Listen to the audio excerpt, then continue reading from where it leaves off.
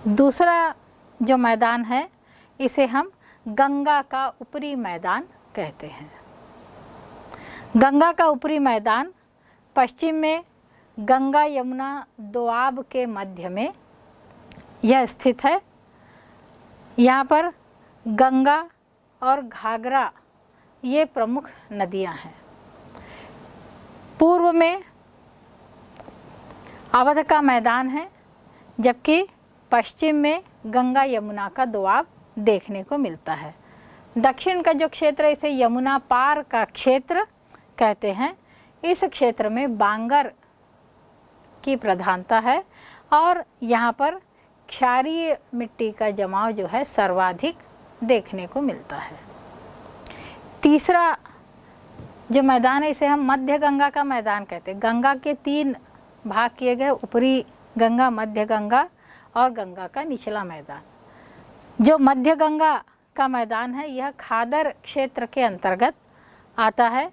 इसका ढाल बहुत ही मंद है।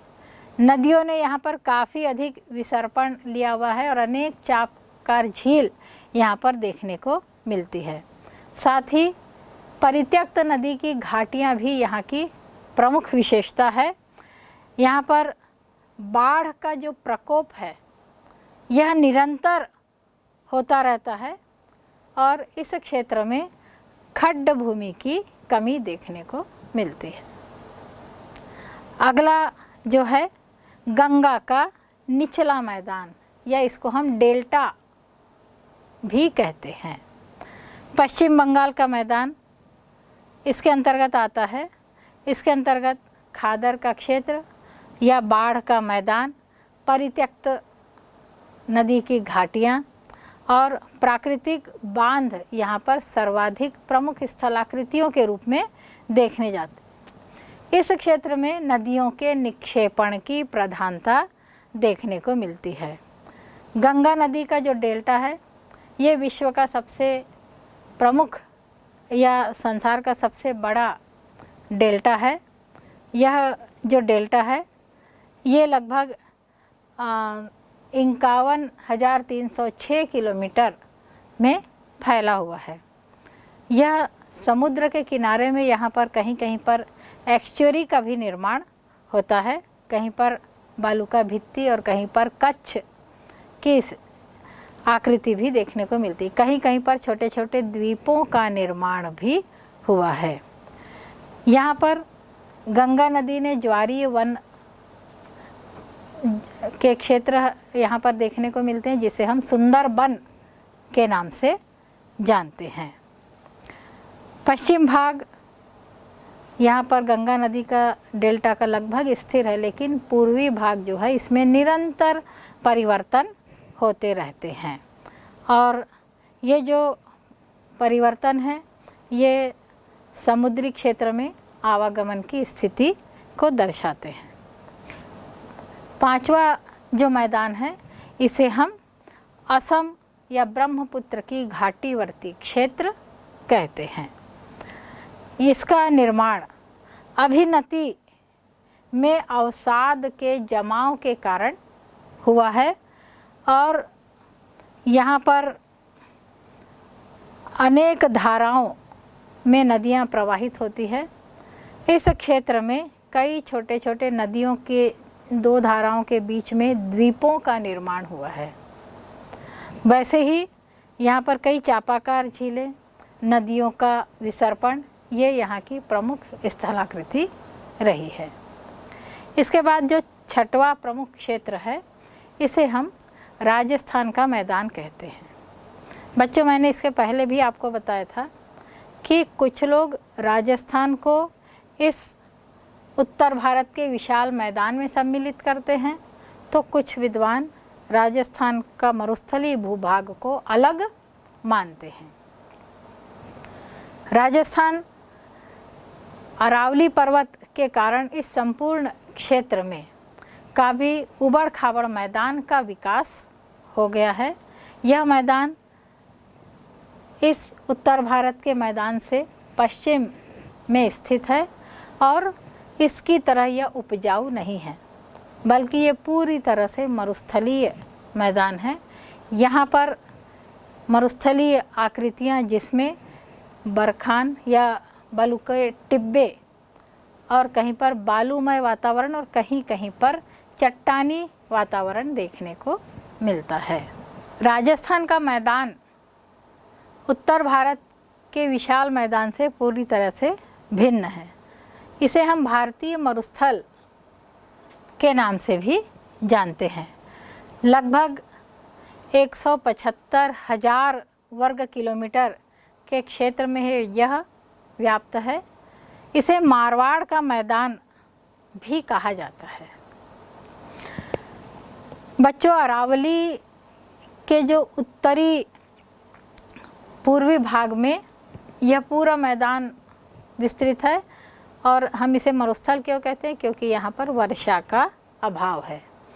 वर्षा यहाँ पर 10 से 25 सेंटीमीटर या उससे भी कम होती है। ऐसा माना जाता है कि मेसोजोइक युग में यह संपूर्ण मैदान समुद्र में समाया हुआ था। यह समुद्र का एक हिस्सा था और इसकी जो पुष्टि है आज भी जैसलमेर के निकट जो समुद्री निक्षेप है उससे होती है। तो ये माना जाता है कि समुद्र का एक हिस्सा था।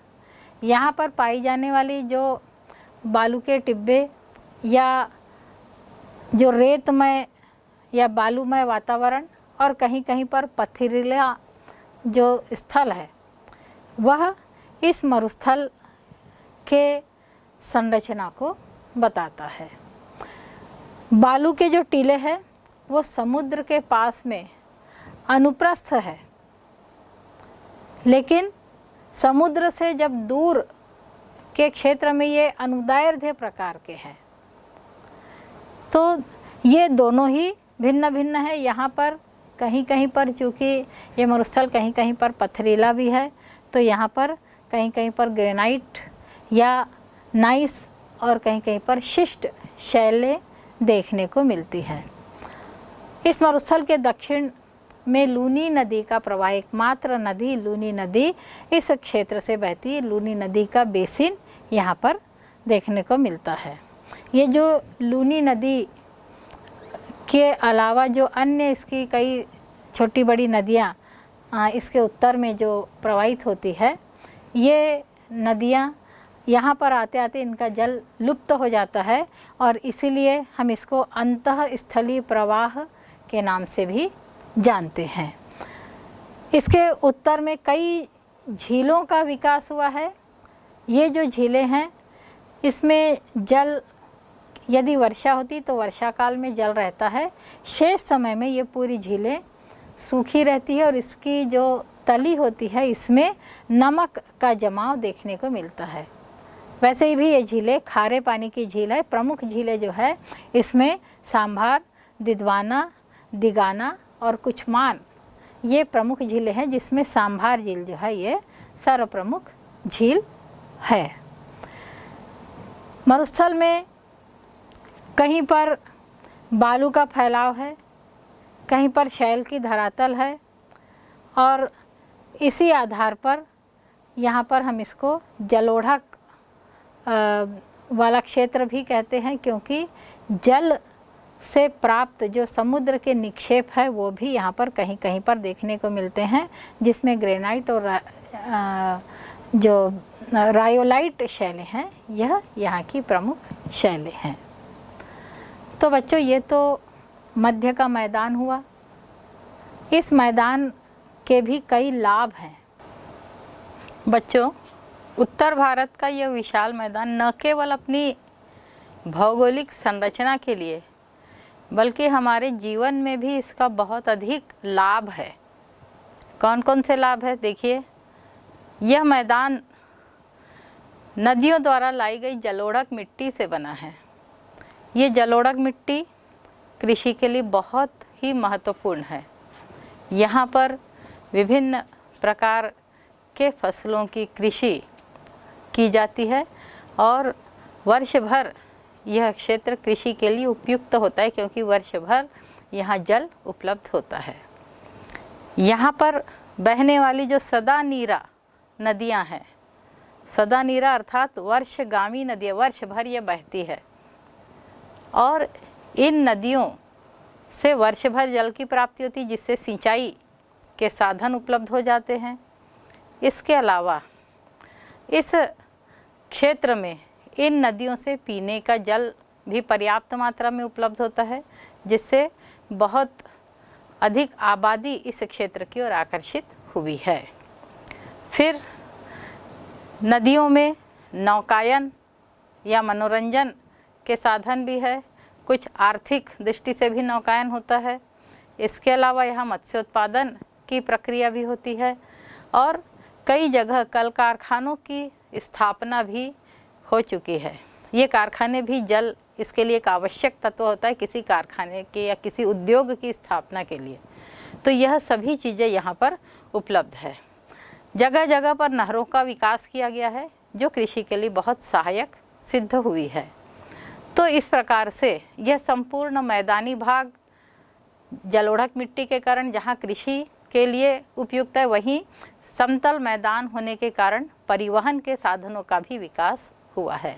नहरों का विकास, कल कारखाने, मनोरंजन के बहुत से साधन विकसित हुए, बड़े बड़े नगरों की स्थापना इस क्षेत्र में हो चुकी है।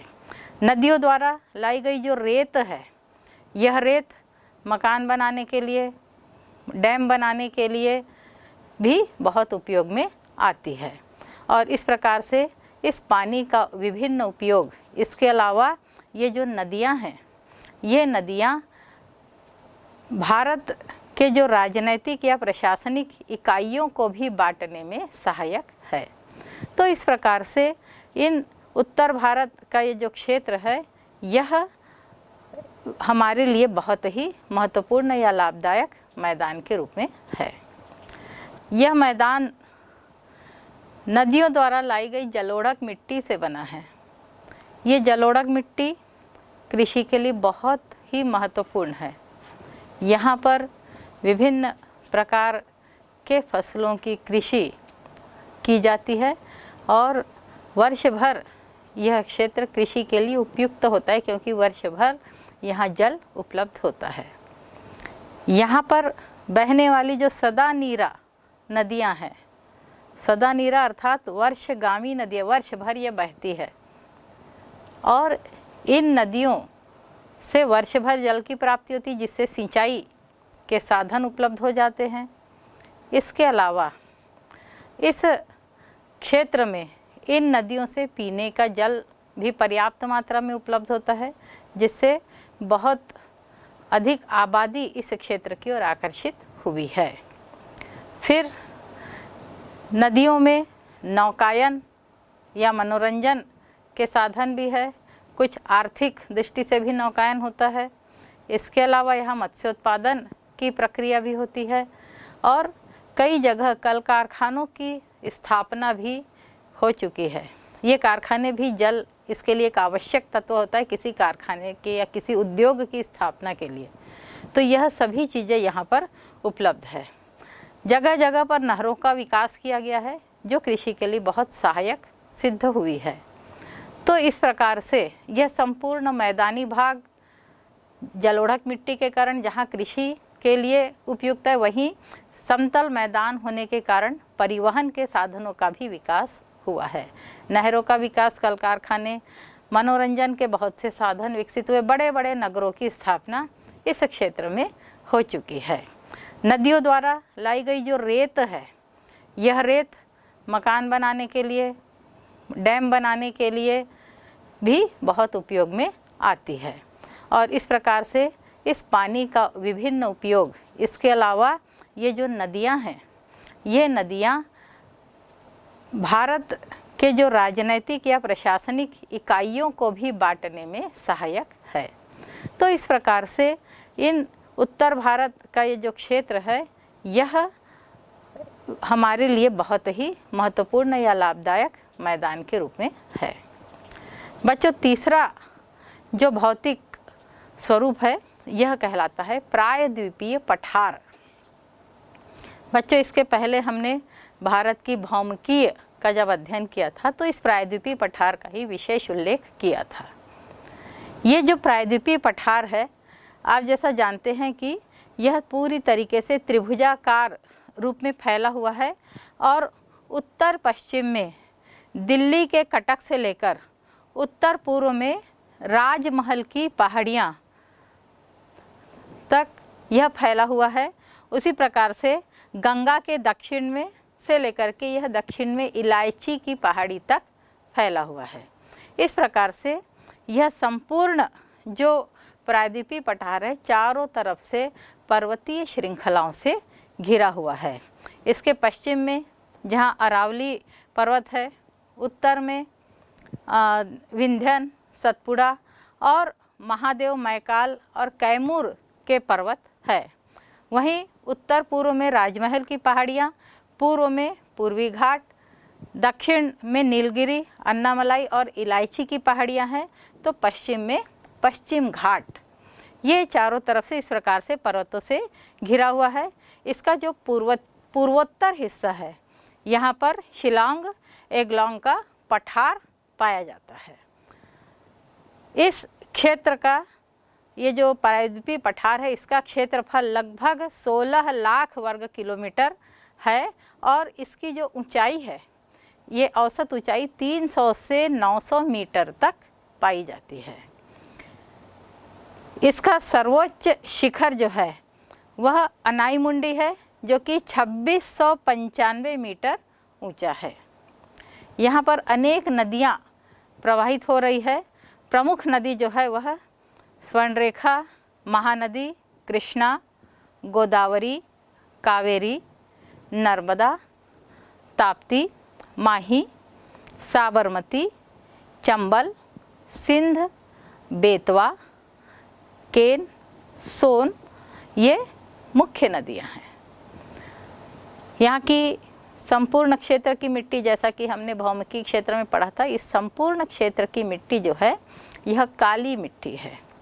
ये काली मिट्टी लावा युक्त मिट्टी है और यहाँ पर धरातल में कई विविधताएं पाई जाती है। विविधताओं का तात्पर्य है यहाँ पर कई खड्ड और महाखड्ड जैसी जटिलताएं भी इस क्षेत्र के धरातल की विशेषता है। यहाँ पर कहीं पर धरातल सपाट है तो कहीं पर यहाँ पर पहाड़ियों का एक गुच्छा पाया जाता है और कहीं कहीं पर पाट प्रदेश के रूप में कुछ ऊंचे पठार जैसे पाट प्रदेश यहाँ पर पाए जाते हैं। इस क्षेत्र की जो स्थलाकृति है, इन स्थलाकृतियों में टाट या पर्वत स्कंध या फिर भ्रंश घाटी, कहीं कहीं पर नग्न चट्टानें हैं, कहीं पर टेकारी है, कहीं पर पर्वतों की श्रृंखला है, कहीं कहीं पर क्वार्ट्जाइट आदि चट्टानें पाई जाती। तो इस प्रकार से यह संपूर्ण क्षेत्र की स्थलाकृति में पर्याप्त भिन्नताएं देखने को मिलती है। भारत में ये जो प्रायद्वीपीय पठार है, इस पठार को इसकी धरातली संरचना के दृष्टि से हम इसको 3 भागों में बांटते हैं। सबसे पहला जो है यह है दक्कन का पठार। दक्कन का पठार यह पूर्व एवं पश्चिमी पठार तथा पूर्वी घाट और पश्चिमी घाटों से घिरा हुआ यह एक पठारी भूभाग है। इसका जो पश्चिमी भाग है, इसे हम सह्याद्री, पश्चिमी घाट को सह्याद्री के नाम से भी जानते हैं। यह जो पश्चिमी घाट है, यह ताप्ती नदी के मुहाने से लेकर के पश्चिम में कैमरून तक इसकी स्थिति फैली हुई है और इसकी जो औसत ऊंचाई है यह 1200 मीटर के लगभग पाई जाती है। ये जो सह्याद्री पर्वत है, या इसे हम पश्चिमी घाट कहते हैं, इसका ढाल पश्चिम में एकदम खड़ा है, जबकि पूर्व में इसका ढाल काफ़ी धीमा होता चला गया है। और इस क्षेत्र में जितनी भी नदियाँ बहती है, अधिकांश नदियों का प्रवाह बंगाल की खाड़ी की ओर है, क्योंकि इसका सामान्य ढाल जो है यह बंगाल की खाड़ी की ओर है। इसका जो उत्तरी भाग है यह लावा आच्छादित क्षेत्र है और इसके जो प्रमुख क्षेत्र है इसमें महाबलेश्वर, साल्हेर और कलसूबाई के ये जो ऊंचे शिखर है ये काफ़ी महत्वपूर्ण है। ये संपूर्ण जो सह्याद्री का क्षेत्र है ये ग्रेनाइट मिश्रित चट्टानों से बना हुआ है। यहाँ पर जो अनाई मुड़ी की जो पहाड़ी है यह पहाड़ी सबसे ऊंची है और ये एक गांठ के रूप में विद्यमान है। इसके तीनों तरफ विभिन्न जो पहाड़ियाँ हैं ये गई हुई है। अनाई मुड़ी की जो पहाड़ी है ये गांठ के रूप में विद्यमान है और यहाँ से उत्तर की तरफ अन्नामलाई की पहाड़ी, उत्तर पूर्व में पालानी की पहाड़ी और दक्षिण में कोरामम की पहाड़ी यहाँ पर स्थित है। पश्चिम घाट में पाल घाट, थाल घाट और भोर घाट जैसे दर्रे यहाँ पर देखने को मिलते हैं। इस क्षेत्र में नीलगिरी की जो पहाड़ी है इसमें दादा बेटा एक का ऊंचा जो शिखर है इसकी ऊंचाई 2637 मीटर तक पाई गई है। यहाँ पर प्रमुख जो नदियाँ प्रवाहित हो रही है आप यहाँ मानचित्र में देख सकते हैं बच्चों। उल्लास, वैतरणी, सावित्री और विशिष्टि नदी यहाँ की प्रमुख नदियाँ है जो कि महाखड्डों का निर्माण भी करती है। इस क्षेत्र में एक और दर्रा पाया जाता है जिसको शेनकोटा दर्रा के नाम से जाना जाता है। यहाँ पर जो पहाड़ियाँ हैं इसमें मेसा और बूटे की आकृतियाँ बहुतायत से देखने को मिलती है या उल्लेखनीय आकृति हम इसे कह सकते हैं।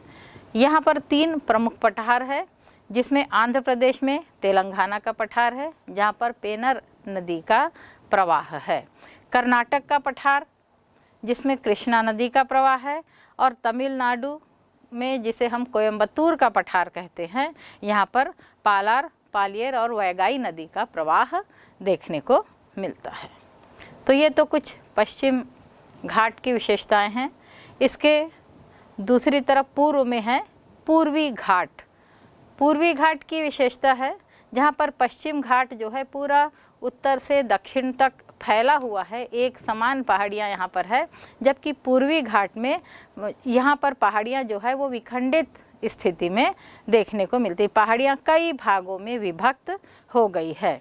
इसका जो सर्वोच्च शिखर है पूर्वी घाट में ये है महेंद्रगिरी और इसकी ऊंचाई जो है 1650 मीटर के लगभग पाई जाती है। और यह जो प्रमुख क्षेत्र है महेंद्रगिरी ये दूसरा ऊंचा क्षेत्र के रूप में जाना जाता है। यहाँ पर जो प्रमुख चट्टानें पाई जाती है इन चट्टानों में अवसादी चट्टानें सर्वाधिक देखने को मिलती है। अवसादित खोंडालाइट चट्टान जो है ये कायांतरित अवसाद के रूप में देखने को मिलती है। इसके अलावा जो चर्नोकाइट चट्टानें हैं इसको नदियों ने इतना अधिक काट दिया है कि इससे चर्नोकाइट के क्षेत्र में काफ़ी बीहड़ बन गए, महाखड्ड या बीहड़ का निर्माण यहाँ पर हुआ है। इसके अलावा क्वार्ट्जाइट, स्लेट ये अन्य प्रमुख चट्टानों के रूप में यहाँ इस क्षेत्र में पाई जाती है। इस पहाड़ी भाग को भी जो पूर्वी घाट है इस घाट को भी हम कुछ वर्गों में बांट देते हैं, जिसमें सबसे पहला है दंडकारण्य। दंडकारण्य बच्चों आप नाम जानते हैं कि छत्तीसगढ़ के दक्षिणी भाग में यह क्षेत्र छत्तीसगढ़ के अलावा उड़ीसा और आंध्र प्रदेश में भी फैला हुआ है। और इस क्षेत्र की जो प्रमुख नदी है ये गोदावरी यहाँ की प्रमुख नदी है। फिर दूसरा जो है इसे हम कहते हैं कडप्पा बेसिन। ये जो कडप्पा बेसिन है इसके अंतर्गत नल्ला काला और पालकोंडा, बेलीकोंडा की पहाड़ियाँ यहाँ पर स्थित है। बच्चों आपने नाम सुना होगा तिरुपति दक्षिण में बहुत प्रसिद्ध मंदिर है, वो इसी क्षेत्र में आता है। फिर तीसरा जो है मद्रास के पास में पश्चिम उत्तर पश्चिम से नीलगिरी तक का जो क्षेत्र है यह भी एक वृहद क्षेत्र है। और यहाँ पर जो पूर्वी घाट है यहाँ पर यह काफ़ी सकरा हो जाता है। इसी के अलावा यहाँ पर पूर्वी घाट और पश्चिम घाट का जहाँ पर संगम होता है, इस संगम को नीलगिरी की पहाड़ी कहते हैं। दादा बेटा और आकुर्ती इस क्षेत्र के ऊंचे शिखर में गिने जाते हैं। फिर अगला जो है उड़ीसा और झारखंड के ऊंचे पठार, ये पूरा पठार का जो क्षेत्र है, यहाँ गुम्फित पहाड़ियाँ, बहुत सारी पहाड़ियों का संग्रह यहाँ देखने को मिलता है। गुम्फित पहाड़ियों का क्षेत्र हम इसे कहते हैं। इसके जो प्रमुख शिखर है, इसके अंतर्गत आप देखते हैं यहाँ पर ठकुरानी, गंधमर्दन, मेघासीन और मलयागिरी पर्वत यहाँ के प्रमुख शिखर हैं। तो बच्चों, ये तो रहा दक्कन के पठार का एक सामान्य अध्ययन।